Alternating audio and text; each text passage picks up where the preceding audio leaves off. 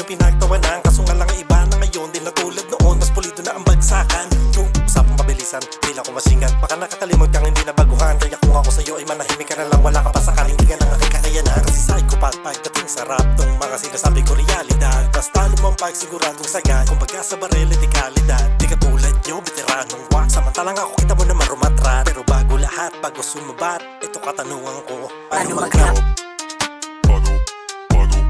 Paano mag-rap? Paano mag-rap? Paano mag-rap? Paano mag-rap? Paano mag-rap? Paano mag-rap? Paano mag-rap?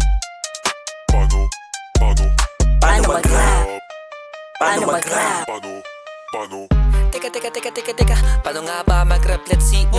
Teka, yun mo yung ginagawa ni Slim Shady. Parang chika, pakitaan na lang kita ko paano mag-show. Liga ganito mag-grow. Kataratatata ako sa stage, binibilang ilagay na gamit ko na flow. Kanto pala, mga sanay na kami kumanta. Ilan na din na mga nirelease. Kata-split pa sa beats at siyang ibang-iba. Yeah. Ang dami na mga peke na rapper, ang dami na. Ang dami na mga tatanga-tanga. Paano mag-rap? Paano mag-rap? Paano mag-rap? Paano mag-rap? Paano mag-rap? Paano mag-rap?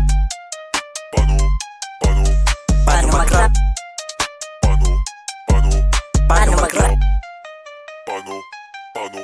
Paano mag-rap? Paano mag-rap? Paano mag-rap?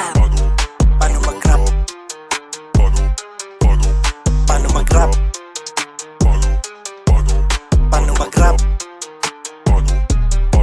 Paano mag-rap? Paano mag-rap? Paano mag-rap? Paano mag-rap? Paano mag-rap?